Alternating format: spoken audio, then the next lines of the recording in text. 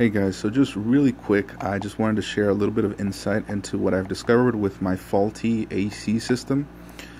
Basically, just from one day to the next, it stopped blowing cold air. It just was blowing hot air, and the compressor never kicked in.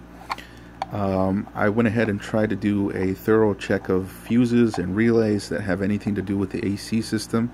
Those checked out fine. There was no blown fuse or anything like that. After that, I went ahead and I checked for any leaks in the system with the special dye that you can put into your AC lines to check with a UV flashlight, check for any leaks. There were no leaks at all. Everything was good in that department. So then the next thing that I wanted to check was, well, what about any other electrical components that control the AC system? And I came across this guy. And this is pretty much the computer that controls the AC system, that tells the compressor when to kick in, when to stop, and it controls the temperature, in your car. If you want your car to blow not so cold air, super cold air, however you want it, this guy pretty much does that job. It tells the computer, the main computer of the car, to relay this message to the compressor. And so yeah, this guy's pretty important for the AC system. So if this guy fails, then your compressor's not going to kick in, and you'll never hear the compressor kick in. So this is something that you might want to check out. So this guy is located underneath the dashboard next to the gas pedal.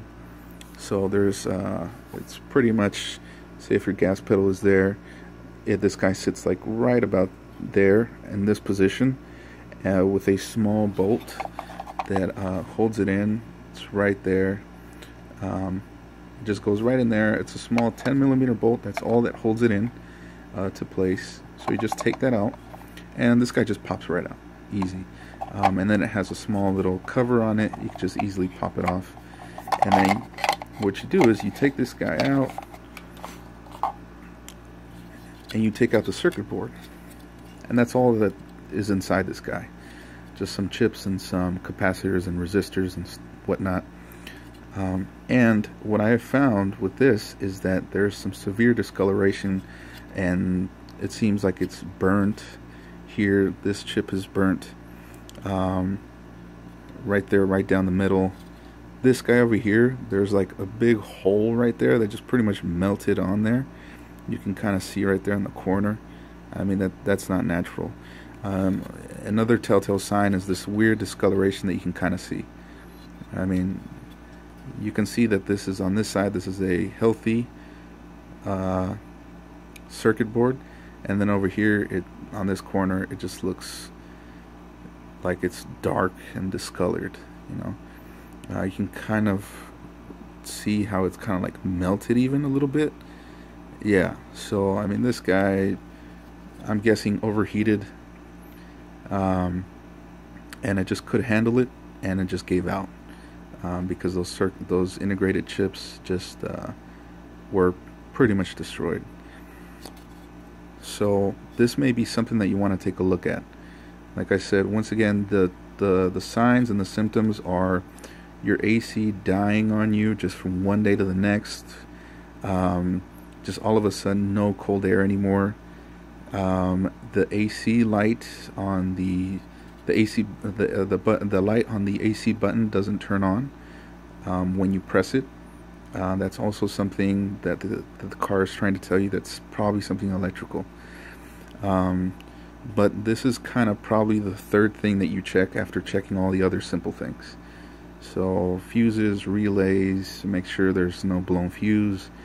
Then you check for leaks in your system, make sure everything's good. Make sure you at least have refrigerant in the system. You have good pressure, all of that. If all those things check out, the next thing that you might want to check out is this guy.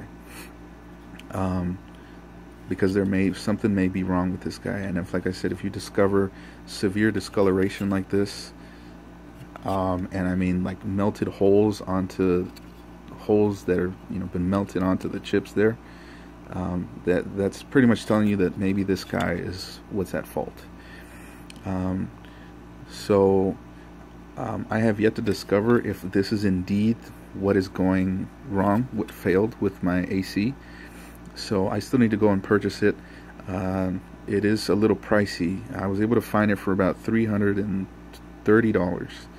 and it's just a whole new box with the circuit in it. It's just a whole new assembly that comes with that part. So I'm going to purchase that, and I'm going to install it, and hopefully it works. But like I said, if you've been searching and scratching your head and you can't figure out maybe what's going on with your AC system that's not working, and like I said, and all those little symptoms that I listed out apply, then maybe you want to pull this guy out and have a look at him and just make sure, you know, it's in good condition. So yeah, just a little bit of insight. Hopefully this helps you out. Like I said, I'm just relaying information that I was given from a couple of different mechanics that helped me out in diagnosing this issue. So hopefully this helps. You know, it saves you time and money. Yeah, so hopefully that helps. So yeah, best of luck.